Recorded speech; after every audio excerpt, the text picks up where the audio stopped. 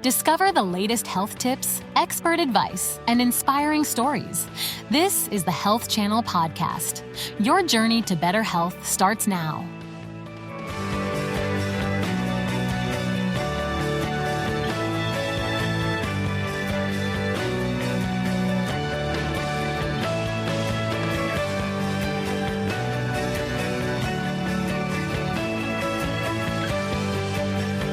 Raising a toddler can be lots of fun. Some might even call it an adventure. From taking their first few steps to developing their very unique and strong personalities, transitioning from a parent of an infant to a toddler can sometimes be challenging.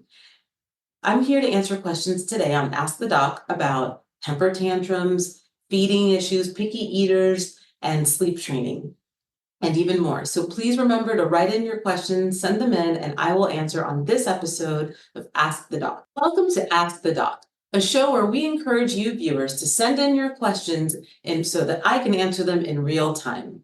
I'm Dr. Scarlet Constant, founder of Constant Care Pediatrics, and today I'm going to answer some of your questions about raising your toddler. Here comes our first question now, and it's coming in from Surrey, it looks like. Hi, Dr. Constant. Our toddler, Kaylee, doesn't seem to be quite ready to give up the bottle yet. Do you have any strategies to help her transition from the bottle to drinking from a cup? Hi, Siri. Absolutely. So usually at the 9-month mark, your child should start being introduced to a transitional sippy cup. And what that is it's a cup that looks like a sippy cup but has the mouthpiece that's similar to a bottle, so that they're learning how to actually use the sippy cup spout and how to drink from a cup. And at this point, from 9 to 12 months, you'll usually start to wean them off of the bottle. So by 1 year of age, they should no longer drink from a bottle.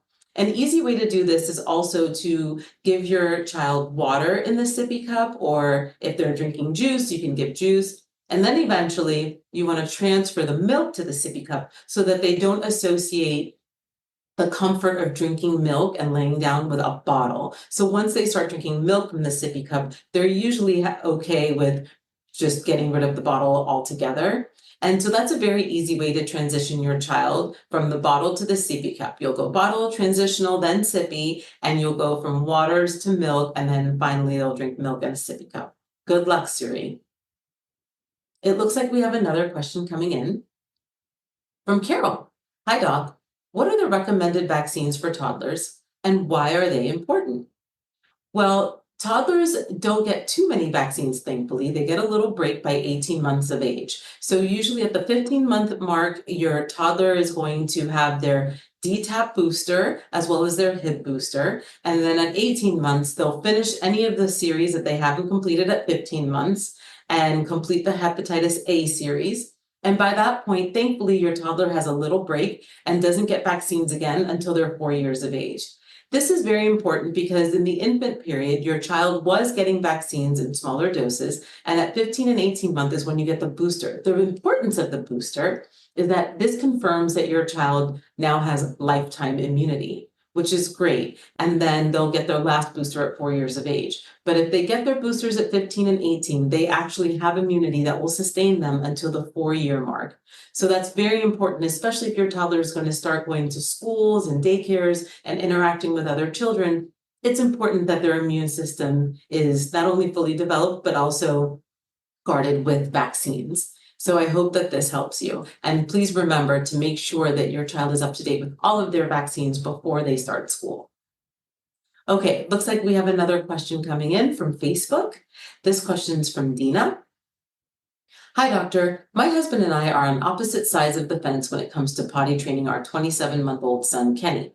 Joe says Kenny's ready now, but I disagree. When do you think parents should begin potty training? And what are the signs that they're ready? Well, Dina, this is a great question, and I think a lot of families battle with this because potty training is not only difficult, but it's child dependent. So to answer the second part of your question first, it's important to understand that your child has to be able to communicate with you. Not only communicate with you and let you know that they would like to use the bathroom, but also for them to understand the importance of going to the potty. So if they can understand that they need to go to a potty and pull down their pull-ups, and they can also tell you to bring them, or they can tell you that they really need help and they would like to go, then you know that they're ready.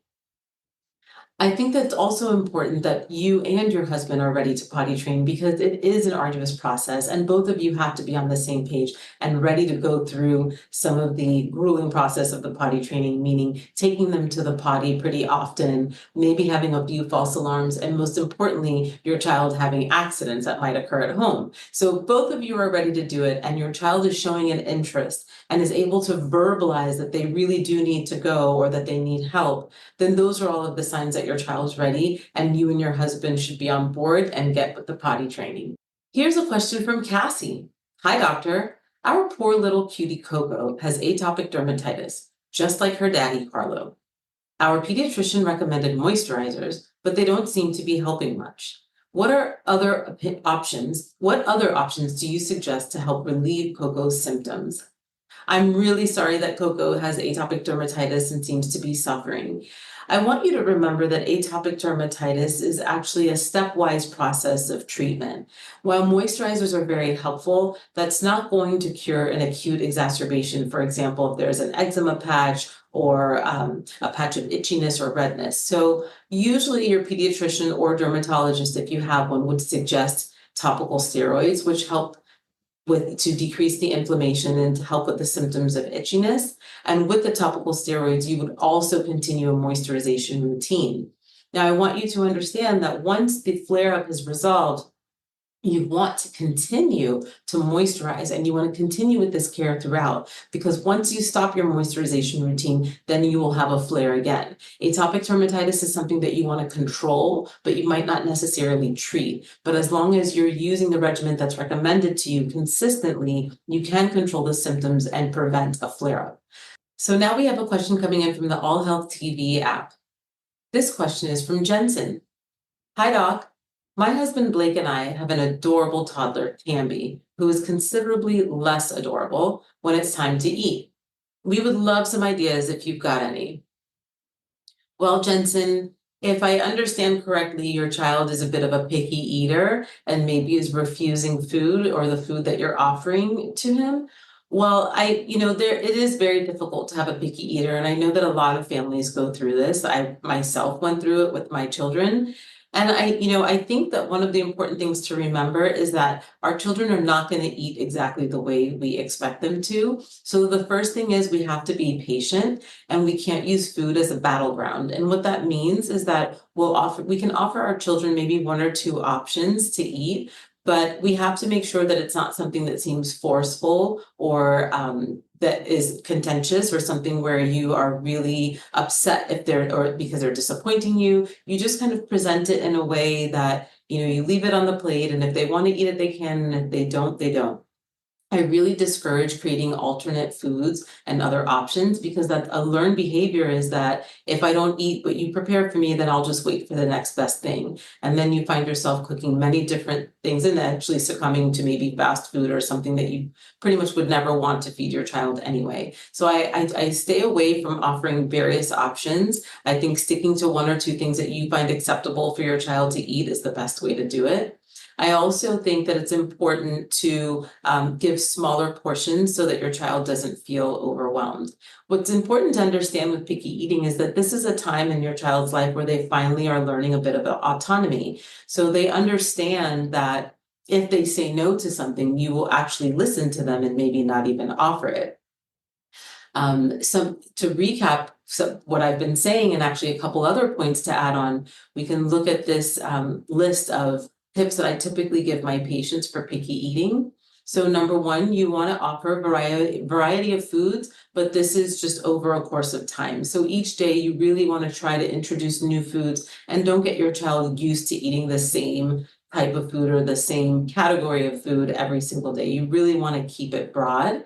And it's also good each day to just mix in one new food with something that they're used to. That way you can almost mix and match. So if you know that they love steak, you could keep giving them steak, but then you add maybe little florets of broccoli so that they're introduced to something new, but they're also eating something that is comfortable to them. Number two is that we want to create a positive eating environment. Like I mentioned before, we don't want to come in where we already know that mom and dad are going to be frustrated if I don't eat, or they're going to be very upset if I don't eat my vegetables. It's important to have a pleasant environment where food is not a battleground and we can all sit together and make mealtime fun. You and your spouse can speak to each other while your child's at the table, or you can even involve your child in the conversation. But we should all eat together, and you can even share your food with your child just so that they can experience the food that you're eating. And I really do think, with that said, it's really important if you can just make the same meal and everybody eats the same food rather than making a child specific meal. I think the best thing to do is try to create a meal for the entire family.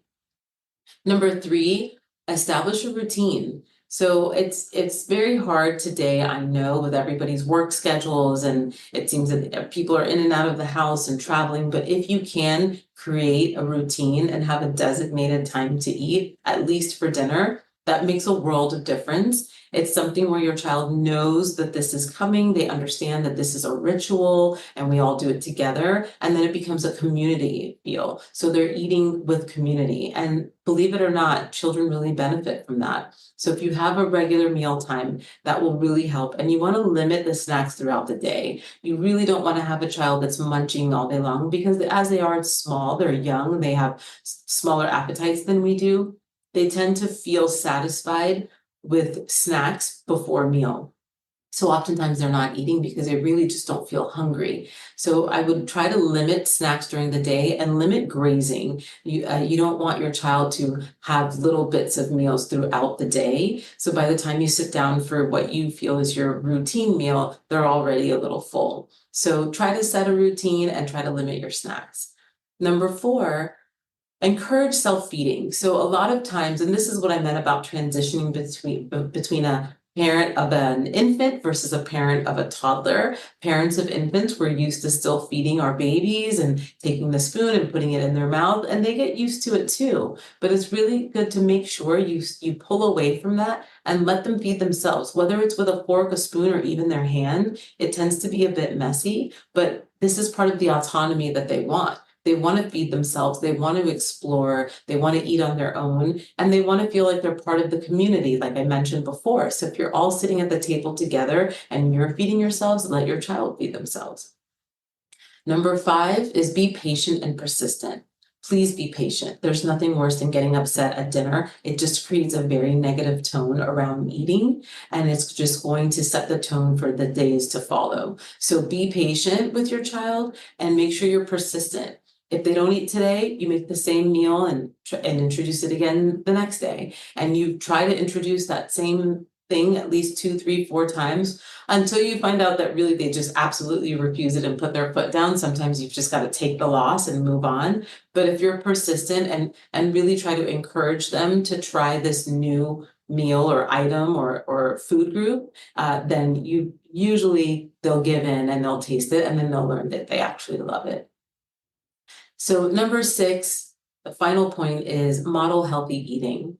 This is really important because a lot of times we want our kids to eat, and you're standing and you're trying to get things done and you just put food for the kid and you think that they're just going to eat it and love it and have this great experience. But if you're not sitting with them and eating as well, if this is not something that they see, then they're going to learn from you. You want to eat and show your enthusiasm for food. Show that you eat vegetables and these lovely food groups and all these wonderful colors blended together.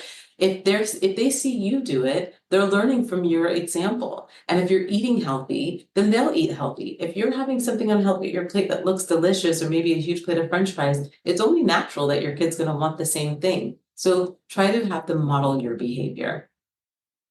So I hope that this helps. I know that picky eating is tough, and just be patient. It lasts a few years, but you can get through it. Okay, looks like we have another question coming in from Facebook, and this question is from Lance. Hi, Dr. Constant.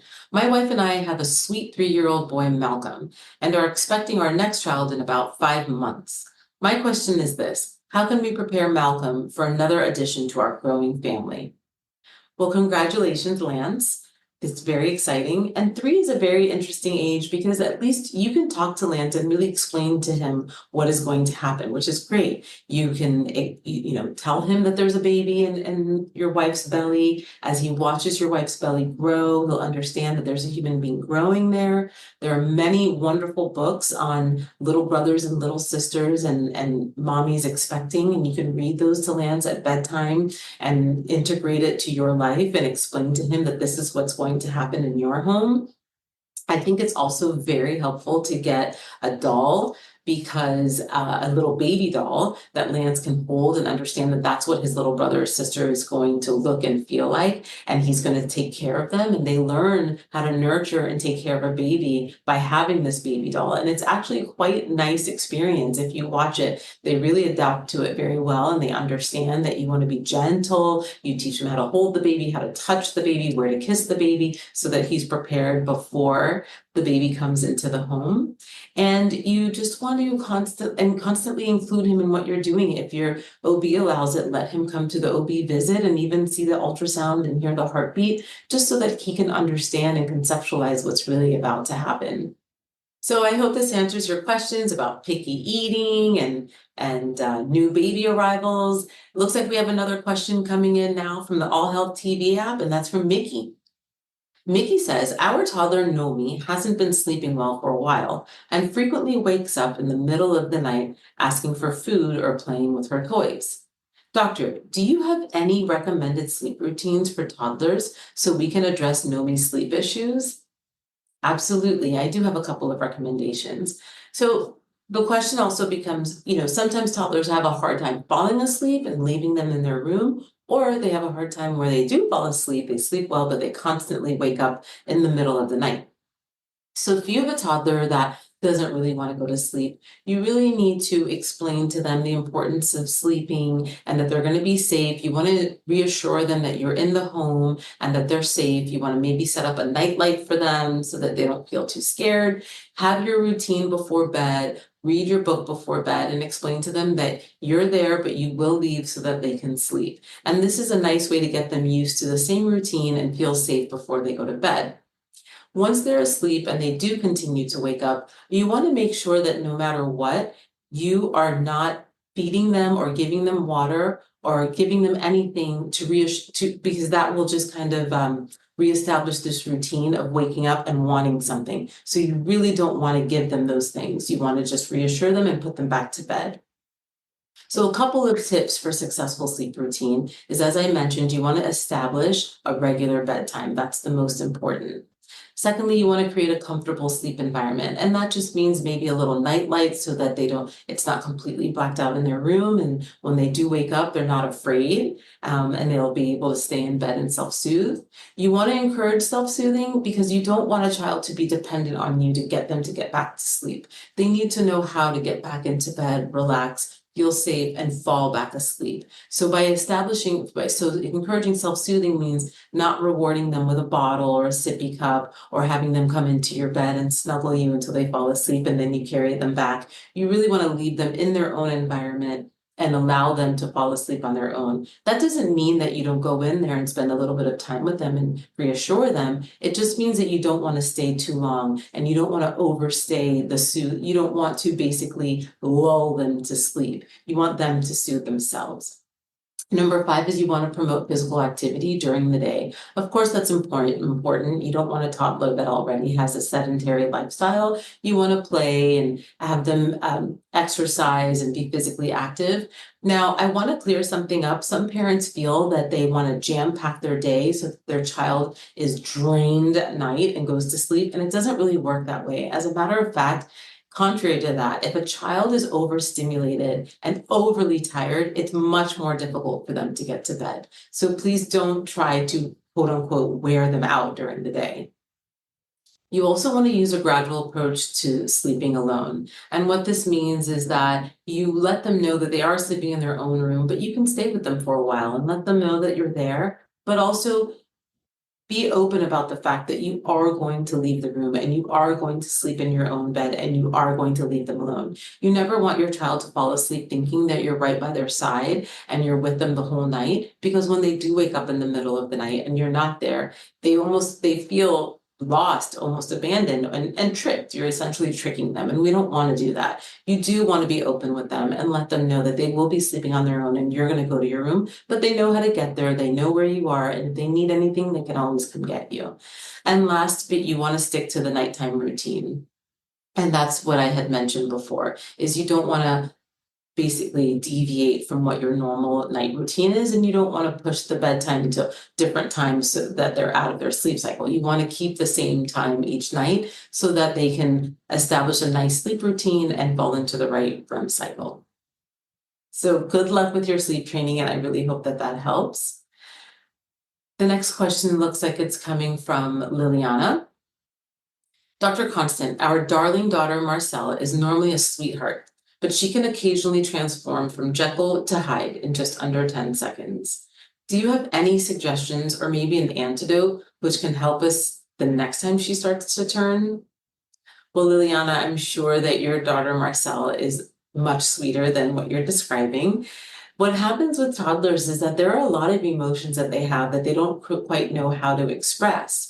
And so oftentimes those emotions are blown up and they express them by screaming and throwing themselves on the floor and demonstrating what we call a temper tantrum.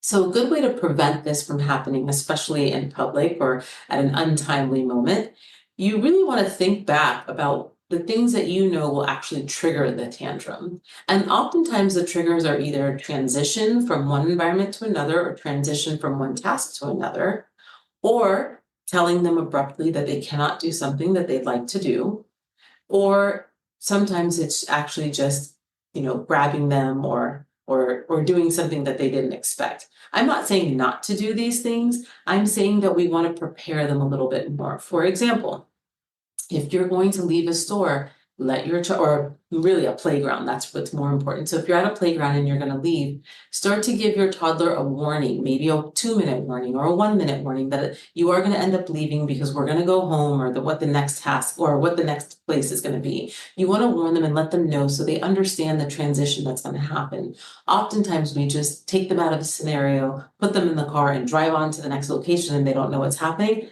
There goes the temper tantrum. They can't express to you that they're frustrated, or maybe they were having a good time, or maybe they don't want to leave. So you want to really prepare your child. You want to talk to them and you want to explain to them what their boundaries are before you just say no abruptly. Try to explain to your child that there are boundaries and what you expect of them before they commit the offense that gets them in trouble. So I hope that this helps. There's so much more to talk about with tantrums. We can have a whole show on it. But if you have any other questions, please just submit them and we'll be happy to answer. The next question, and you can send them to allhealthtv.com. The next question is from Kathy. Dr. Constant, what are some effective ways to promote social skills and sharing? Social skills come on their own. A lot of parents are very concerned about socializing their child and putting them in school and trying to get them around other kids. This is a natural skill that we all develop. So your child will develop those skills after 2.5, usually by age 3. And that will come when they play with their friends, go to a park, or go to any type of learning center. As long as they're around other kids, it will come on their own. You don't have to worry about teaching it. And sharing just comes from you modeling your behavior. So at home, make sure that you're sharing your things with your children and teaching them how to share with others that might come into your home. Well, that's all we have for today. I know that there was a lot to talk about, and I hope that I answered your questions, and I hope that you have a great day. Thanks for watching Ask the Doc.